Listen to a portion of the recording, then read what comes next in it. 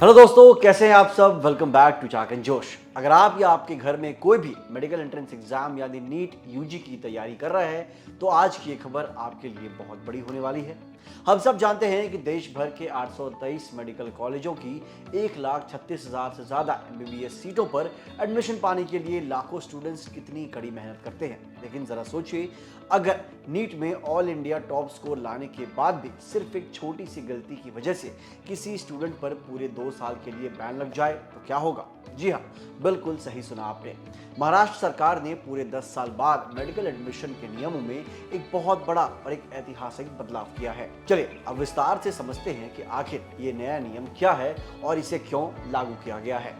महाराष्ट्र सरकार द्वारा जारी किए गए एक सरकारी गैजेट के अनुसार अगर कोई कैंडिडेट काउंसलिंग के एडमिशन राउंड्स में हिस्सा लेता है, उसे कोई सीट अलॉट होती है और वो आखिरी राउंड जैसे स्ट्रे वैकेंसी राउंड में अलॉटेड सीट पर रिपोर्ट या ज्वाइन नहीं करता, जिससे वो मेडिकल सीट खाली या बेकार रह जाती है, तो उस स्टूडेंट पर महाराष्ट्र में अगले पूरे 2 साल तक के लिए एडमिशन बैन लगा दिया जाएगा। इसका सीधा मतलब यह है कि अगर किसी का नीट स्कोर कितना भी शानदार क्यों ना हो, अगर उसने सीट ब्लॉक करके उसे छोड़ा तो वो अगले 2 साल तक महाराष्ट्र में डॉक्टर या डेंटिस्ट बनने के बारे में सोच भी नहीं सकता।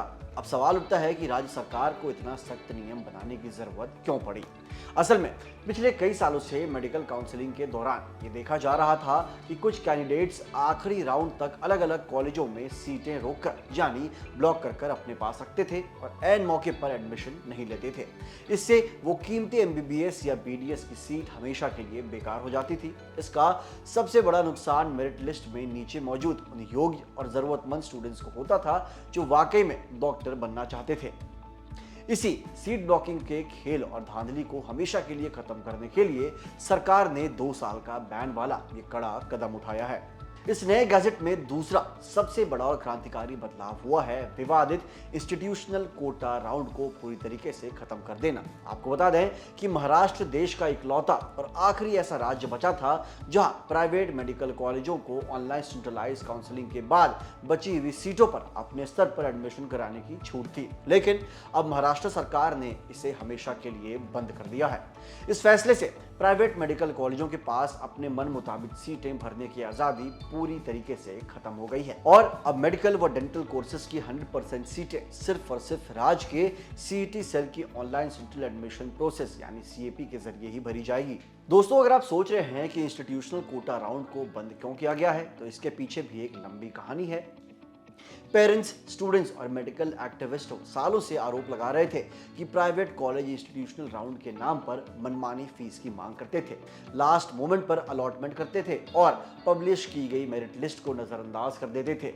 जब ज्यादा रैंक वाले छात्र रिपोर्ट नहीं करते थे तो कथित तौर पर कम रैंक वाले उन अमीर छात्रों को सीटें दे दी जाती थी जो भारी भरकम रकम देने को तैयार होते थे। 2023 में तो ऑफलाइन इंस्टीट्यूशनल राउंड के जरिए हुए एडमिशन को एनएमसी यानी नेशनल मेडिकल कमीशन ने मान्यता देने से साफ इनकार भी कर दिया था। अब नए नियमों के तहत काउंसलिंग के राउंड्स 5 से बढ़कर 6 भी हो सकते हैं, लेकिन हर एक सीट पारदर्शी तरीके से केवल मेरिट के बेसिस पर ही अलॉट की जाएगी। दोस्तों, इन सख्त नियमों के साथ साथ महाराष्ट्र सरकार ने 12वीं के स्टूडेंट्स को एक बहुत बड़ी राहत भी दे दी है।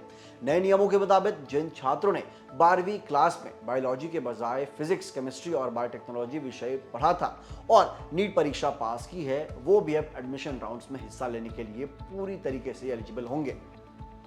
संक्षेप में कहें तो प्राइवेट कॉलेजों की मनमानी बंद होगी और हर सीट पर एडमिशन सिर्फ और सिर्फ मेरिट के दम पर होगा। लेकिन अगर आप काउंसलिंग में हिस्सा ले रहे हैं तो चॉइस फिलिंग बहुत सोच समझ कर करें, क्योंकि एक लापरवाही आपको 2 साल के लिए मेडिकल रेस से पूरी तरीके से बाहर कर सकती है। दोस्तों, मेडिकल एडमिशन में पारदर्शिता लाने की दिशा में महाराष्ट्र सरकार का ये कदम बहुत ही सराहनीय माना जा रहा है। अगर आप या आपका कोई दोस्त या आपके कजन इस साल नीट काउंसलिंग में शामिल होने जा रहे हैं तो इस नए नियम की जानकारी उन तक जरूर पहुंचाइएगा ताकि वे सीट ब्लॉकिंग की गलती से बच सकें। करियर, एंट्रेंस एग्जाम्स और एडमिशन से जुड़ी हर एक बड़ी और सटीक अपडेट के लिए जुड़े रहिए हमारे चैनल जागरण जोश के साथ। मिलते हैं अगली वीडियो में। जय हिंद।